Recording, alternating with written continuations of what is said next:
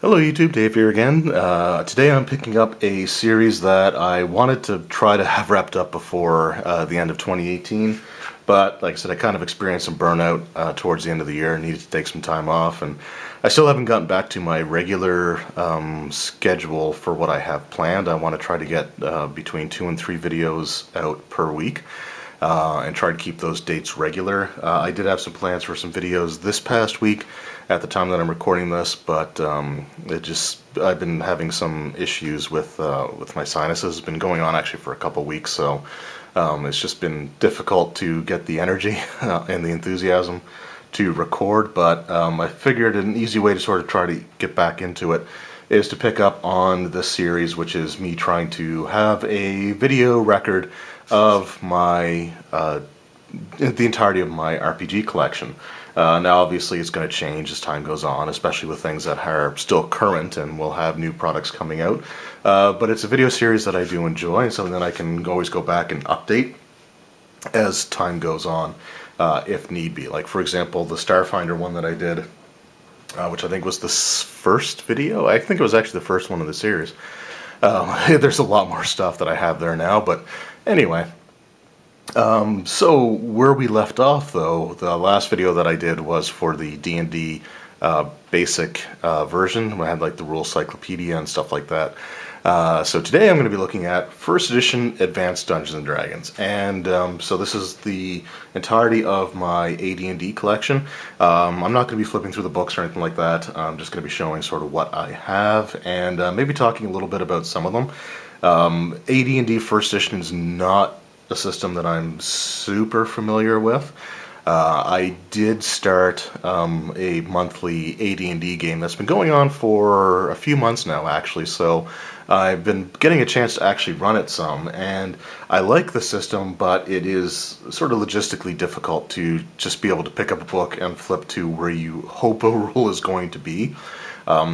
But in the true spirit of AD&D, a lot of my game is homeruled or house ruled. So there you go. So today we're going to be looking at all the books, the module stuff that I have. It's not a huge amount of stuff outside of the hardcovers, but we'll take a look at everything, and I'll be updating this list on my personal Facebook page. And when it's all done, I do plan on publishing it on my the YouTube channel's Facebook page. So I have my personal one that I'm doing it on now, and then I hope to update everything and have it on my Facebook page for this particular channel. And I have been updating the actual list as new stuff has come in, even if I haven't done it on video. So anyway, let's just get right into it. And obviously the first book that we're going to be looking at, or that I have in my collection, is the one that you see in front of you, and that is the Player's Handbook. This is the first version of the cover. This isn't like a first print or anything. This is like a fifth or sixth printing, but this is the original style cover with the adventurers clearing out some lizard folk or troglodytes, and prying the gem out of the statue's eye, which is a piece of art that's been reused time and time again. It's a classic for a reason, and that reason is it was featured on the first edition AD&D Player's Handbook. Alright, up next, to go along with the Player's Handbook, of course you have to have the Dungeon Master's Guide. The Player's Handbook had your races, your classes, your equipment, and spells in it. But the Dungeon Master's Guide had a lot of the information on the combat system, including like your character classes, attack charts, and saving throw charts and all that stuff. So you really needed to have both. And again, this is the first version of the cover. They did change them in the mid-80s. I think it was around 83, 84. And I would love to get the variant covers as well. I just don't have any of them in my collection at this point in time. But you have the Ifrit on the front there, and so the genie, and you have like the City of Brass in the background. Just again, another cool looking cover. And of course you can't have the Player's Handbook and the Dungeon Master's Guide without having a copy of the Monster Manual. So like the other two, this is the first version of the cover.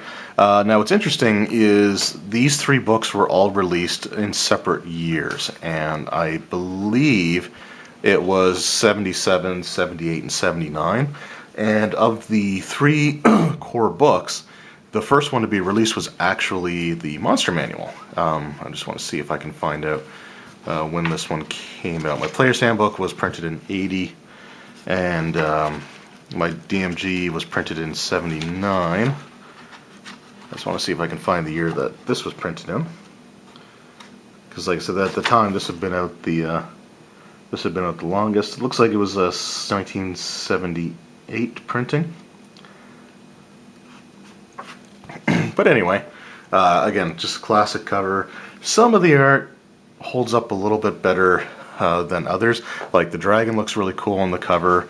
The unicorn looks alright. The troll looks alright. The owlbear, not the best, but it is a classic. Then you got like the roper, which is, not bad. The purple worm and some goblins. The carrion crawler. And then you have like the pixie. The manticore though, oh boy. I don't know about that manticore, but still classic cover. Really, really cool book. Alright, up next is the Fiend Folio. So this is another monster book, although it has a lot of very tough and very like campaign ending types of creatures in here. It had the Princes of Elemental Evil was in here. This had like the Death Knight. I don't think this is the one that had like the devil or the demon lords, stuff like that, but still some really, really cool stuff in here. Also has the Tabaxi, so the good old cat folk. And yeah, another classic book though. You have the Githyanki on the front there.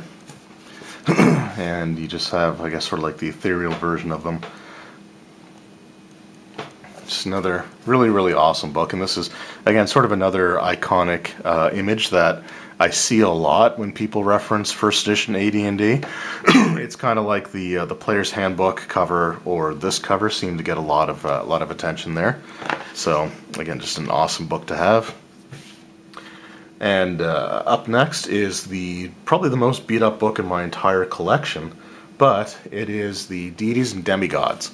So I bought this from a friend of mine, and it's basically just stats for different types of gods, for pantheons. I think there's some like D&D specific ones, but then you have like Celtic, Norse, Greek, like all those in there.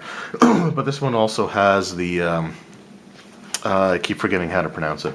The Maldabonian, and it has the Cthulhu mythos in here as well. So this is the first printing of the book.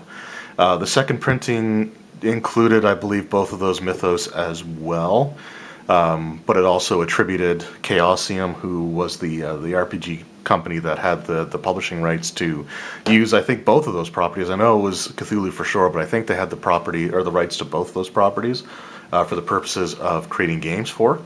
And then from the third printing on, they got rid of both of those things, and just had the stuff that was basically open source, or not subject to copyright, basically. This book was also re-released under the title Legends and Lore later on. It was one of the Orange Spine books, and it's the exact same thing as Deities and Demigods from the third printing on. I don't have a copy of that particular book, and I'm not sure if I want to get that one or not, because again, it is just it's a copy of a book that I already have that has less stuff in there than the one that I have. So it's something that I'll think about. I've actually had a couple of chances to pick one up, and I just kind of passed. So not a priority, but I guess a little bit of trivia for you. All right, so now we're getting into the Orange Spine books. I mentioned those with Deities and Demigods. So they kind of changed the looks and the the logo and everything. I think it was in about the mid-'80s that they did this. So the first book that I have that has that style is the Monster Manual 2. And as you can see, That's what I mean by the orange spine. The Advanced Dungeons & Dragons logo, again, was also changed. In fact, yeah, see, before they would just have like the thing on the corner there. But this one actually has, the branding there. And so your Monster Manual 2 had some, again, a lot of these books introduced some iconic things in it. This was the Monster Manual that I believe introduced the Tarrasque. So I think that was unique to, or not unique, but introduced in this particular book. I'm not going to go through and try to find it, just because, well, actually I'm already in the T section, so why not? Just to make sure that I'm actually remembering this correctly. Yeah, there we go. So there is our Tarrasque. So really, really cool. And the other thing with these, the orange spine books, is that the back covers were usually just like a two-tone color that, transition from one into the other. So not as visually interesting to look at the back, but again, they were all sort of a uniform look. I guess again had like the AD&D branding like right prominent on the book itself. Up next we have Unearthed Arcana. So this is one of the more polarizing AD&D books. This is the one that introduced some variants, including like some new class types. It had like the Cavalier, the Barbarian. It had like the Cavalier, the Barbarian, the Thief Acrobat. So basically most of the classes that were represented in the D&D cartoon series came from this book. Cavalier, Barbarian, Ranger, not sure why it's got Ranger in there, Thief Acrobat, and obviously a variant type Ranger, and then like some different race stuff, so you could actually play Dark Elves, Durgar, Swervneblin, so they were all introduced in here along with some other like new spells and stuff. And I like the book. One of the things that this particular book, as well as a couple others, are super notorious for is having some of the worst binding ever.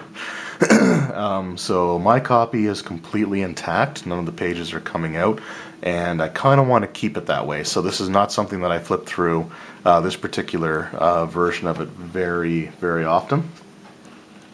But this had some cool stuff in there. It had the first edition version of the Burning Hand spell, which was, I don't believe it was in the player's handbook, and it's a little bit different.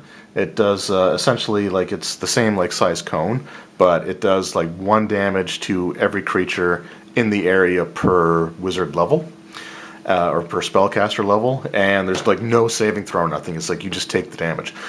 So at lower levels it's not super great, but as you get into higher levels, if you get up to like 17th, 18th level, that's 17 damage to everything in a cone, no save. They just take the damage. So I thought that was pretty cool. So we got that one. And then up next was one of my holy grail items that I was never expecting to actually get in my collection, along with like the Rule Cyclopedia and the Moldvay and Cook Basic Expert Rules. But this one was generously sent to me by a subscriber, and this is the Manual of the Planes. So this was a book that I just never ever came across in the wild, like ever. All these other ones I bought from a friend of mine back when he had his store, but this one was not in there with them, and I never found this book anywhere. So this was sent to me, and just a little bit of trivia. If you look at this particular part of the cover here, this image was used for one of the enemies in the game Doom, and I want to say it was the Caco Demon. That could be entirely wrong. I'm not up to snuff on my Doom lore, but this was the combination of this image of the Astral Dreadnought and the Beholder monster were the two things that made that creature, that inspired the artist. And the Doom video game was actually inspired on events that took place in the developer's D&D game. So just sort of an interesting little bit of trivia there. But yeah, really happy to have this book in my collection. And again, to the individual who sent this to me, I cannot thank you enough. So really happy to have that one. All right, up next we have the Dungeoneer's Survival Guide. Not much to say about this one. I've never really read through it, so we'll just move on to the next one, which is the Wilderness Survival Guide. So we got both of those, and I do like the color on the back cover of this one, the black to the green. That look really cool. All right, up next we have Dragonlance Adventures. So this is the sort of the Dragonlance setting for first edition Advanced Dungeons and Dragons, and Dragonlance was actually one of my earliest, preferred settings. Actually, it was the first campaign setting that I bought for third edition D&D, and I was really hooked on it for a while. I never got to run a game in it, unfortunately, but have quite a few different things for the Dragonlance game. And so this is, I guess, where the RPG version of it sort of started. So really awesome there to have that. And then to go along with it, we also have the Greyhawk Adventures. And this one actually has a little thing on here saying that's compatible with first and second edition AD&D. So this one obviously came out much later. Second edition AD&D was released in 1989, so this was probably right around that time. But it's Greyhawk, and Greyhawk is again a classic setting, and I like the coloration there with the dark going into the purple. All right, the last of the Adventures series that I have is Oriental Adventures. So this is probably the one that I would use the least. But it is like your Oriental themed campaign setting. Again, nice coloration on there on the back as well. But along with Unearthed Arcana, this is one of the books that is known to have some of the worst binding in the history of D&D books. And I've already got, like, you can kind of see that it's not doing too well. So there's already pages, unfortunately, that are coming out of this, and that's just how it came. I have a friend who has a copy of this as well, and when he got his, there was the same thing. There were pages that would just come out as he was flipping through the book. So for those reasons, I really haven't flipped through it. It's just something that I have in my collection. I didn't pay much for it either. In fact, I think my friend threw it in when I was buying the other stuff. Because after he closed out a store, he had a bunch of leftover stock, and that's where actually pretty much all of these orange spined books came from. Was actually from that period. All right, so last thing that I want to show here as far as the hardcovers go. So those were all of the hardcover books to be released for first edition AD&D. The only things that I'm missing are the redone versions of the Player's Handbook, DMG Monster Manual, as well as the Legends and Lore, which was the Deities Demigods reskinned. But those were all the individual titles that were released. I don't think there are any other ones that were unique, that weren't just reprints or rebrands of a previous book. So those are all the titles there, but I do have this copy of Unearthed Arcana that was sent to me accidentally, actually, by DM's Guild when I was trying to get my D&D Rule Cyclopedia. So there was an issue where the wrong file was attributed to the Rule Cyclopedia, and this was actually being printed and sent out, and these were actually being sent out accidentally before Unearthed Arcana was actually available print on demand. So this was something that I contemplated what I was going to do with it, and I thought about giving it away, but the fact of the matter is that now that I'm running first edition AD&D, if I want to use the Unearthed Arcana book, then this is the copy that I've been looking through. I feel a little more confident in the binding, but at the same time, this literally cost me nothing to get. So if something happens to it, or if the pages do come out, it's not the end of the world for me. So again, that's sort of why I decided to hold on to it. But it is just, it's a good reprint. This is based off of the 2013, I believe, 2012, 2013 reprint series that they were doing for first edition AD&D. So yeah, solid book, and again, it was sent to me accidentally, but it's actually come in handy since, so that's really cool. All right, up next is the World of Greyhawks. This is sort of a like a map collection, as well as like a gazetteer for the Greyhawk setting as well. This came out in 1980, so I believe it definitely predates the Greyhawk Adventures, or at least the copy of Greyhawk Adventures that I have. And the maps are really, really great. I think I showed this in a separate video, and I'm not going to go through and unfold them all, but if I haven't and you want to see them, let me know, and I will definitely do that. But this was something I actually picked up for pretty cheap, actually. There was a game store in Truro, Nova Scotia, that once a year they had this like big sort of yard sale type of thing.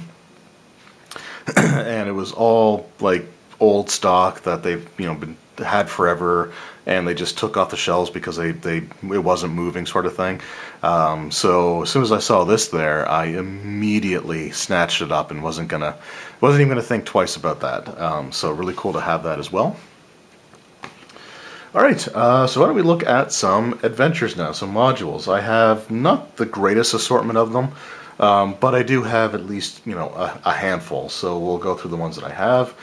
First one is module C2 for AD&D, and this is the Ghost Tower of Inverness. This is I actually did a review of this module a couple of years ago now, or at least a year or so ago, probably closer to 2 years. So yeah. Another one of these like classic adventures. The Ghost Tower of Inverness was actually directly mentioned in the second D&D movie, Wrath of the Dragon God, I think was the title of it. It was the far superior of the D&D movies, in my opinion at least. But they did name drop some classic modules, and the Ghost Tower of Inverness was one of them. So that, if for no other reason, was a reason that I wanted to grab this. Up next I have D2, so I had C2, now I have D2. This is the Shrine of the Kuatoa. I actually traded this with a buddy of mine who ended up getting 2 copies of it by accident. I think it was a mix-up with his order, and I know mentioning 2 sort of mix-ups with the orders for DM's Guild may sound bad, but I think what happened was it was just an issue with how long it took to receive them. So there wasn't like a printing error or anything like that, but basically just the international shipping took so long that it surpassed the period of time that the company would expect the product to arrive in. So they sent a replacement copy, and he ended up getting his replacement copy, and then the original copy showed up, sort of thing.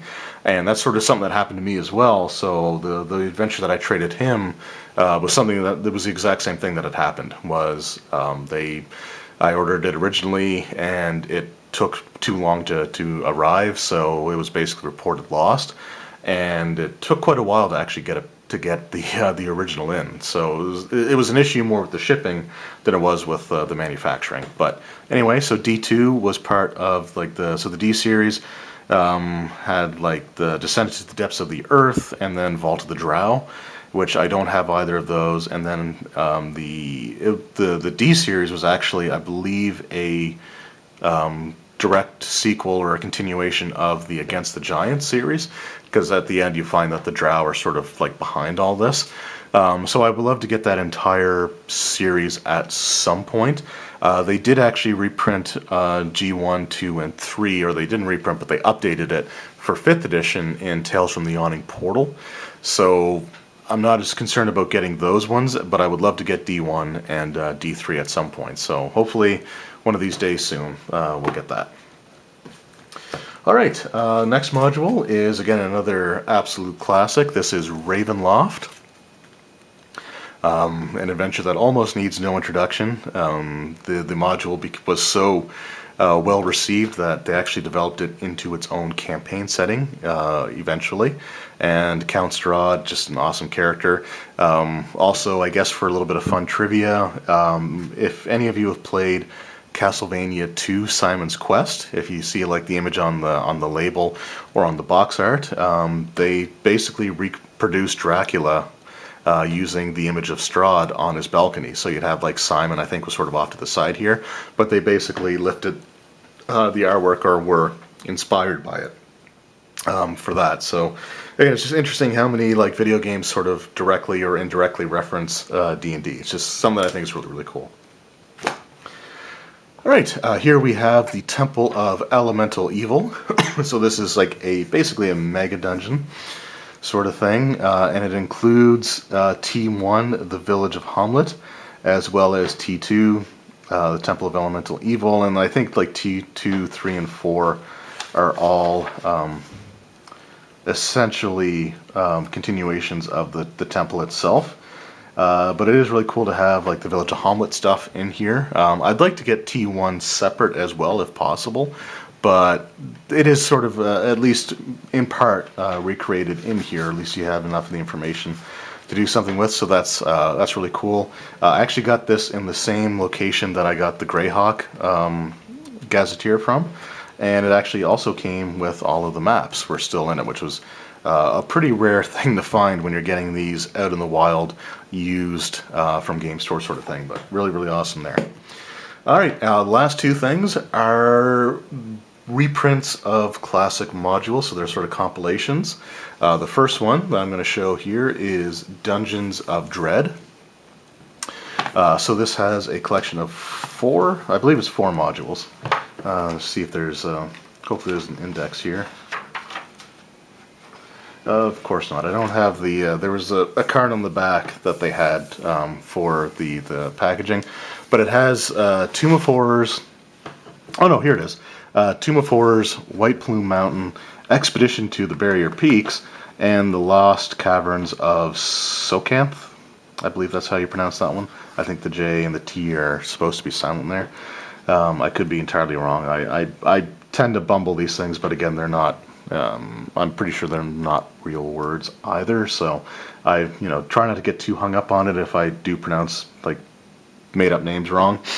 But this is actually a really, really awesome collection. And the Tomb of Horrors, of course, really needs no introduction. It's a pretty famous module. Infamous, I guess, might be a better term for it, is sort of like an unforgiving meat grinder. And it was designed that way, like purposefully. Gygax designed the adventure to literally threaten the lives of his players, like super powerful characters. So, but this is a really, really cool thing, and I really wanted a copy of Expedition to the Barrier Peaks, because I mean it's got the Froghemoth, and anything that has a Froghemoth in it is automatically awesome. So that's that there.